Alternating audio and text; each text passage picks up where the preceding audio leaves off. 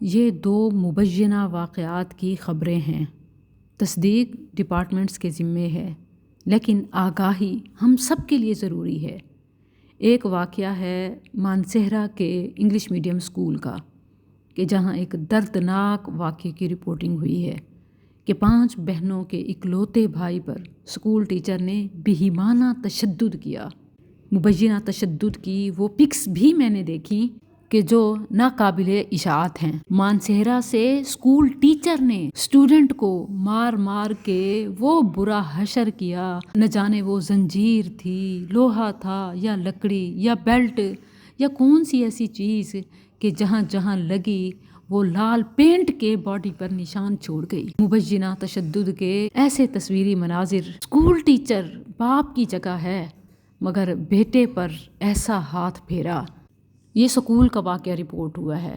Teacher باپ کے مقام پہ اسٹوڈنٹ پر بیٹے کی جگہ ایسا تشدد کیا، اور اسی ہی تاریخ میں ایک دن آگے پیچھے کی بات ہے کہ دوسرے ہی روز مدرسے کے طالب علم سے طالب علم کے ساتھ معلم کی مبینہ زیادتی کا واقعہ۔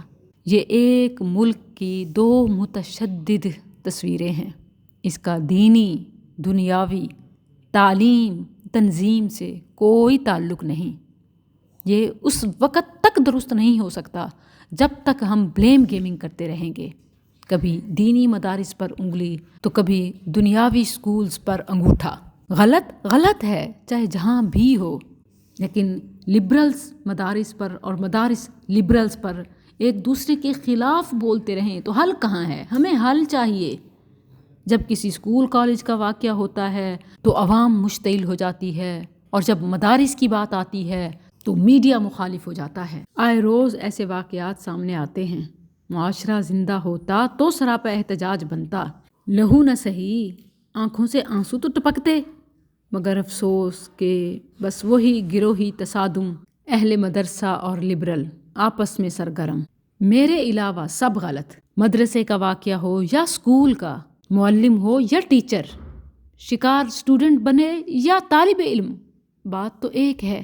غلط تو غلط ہے، کردار بھی ایک ہے۔ دونوں استاد ہیں، اور ہر بار نشانہ طالب علم بنتا ہے۔ کوئی مجرم کو برا بھلا کہہ بھی دے تو کوئی حاصل نتیجہ نہیں نکلتا، کوئی اسے کیفر کردار تک نہیں پہنچاتا، اور بعض تو اسے اہل مدرسہ پر حملہ ہی قرار دیتے ہیں۔ کوئی لبرل کو الزام دیتا ہے تو کوئی اسے عمومی واقعہ بنا کے پیش کر دیتا ہے۔ سکول میں ہو تو مدرسے کا حوالہ دیا جاتا ہے، مدرسے میں ہو تو لبرلز کی مثالیں دی جاتی ہیں یا انہیں مطعون ٹھہرایا جاتا ہے۔ گروہوں میں منقسم معاشرہ ایسے ہی ہوتا ہے۔ ایسا معاشرہ کسی نظام اقدار پر متفق نہیں ہوتا۔ لوگ ایک دوسرے کے بارے میں تشکیک میں مبتلا رہتے ہیں، اعتماد کا فقدان ہوتا ہے۔ یہ دونوں واقعات اسی کا اظہار ہیں۔ ایسے واقعات پر تو سب کو تڑپ اٹھنا چاہیے تھا۔ کوئی اثر چھوڑے بغیر یہ ایسے گزر گئے جیسے کچھ ہوا ہی نہیں۔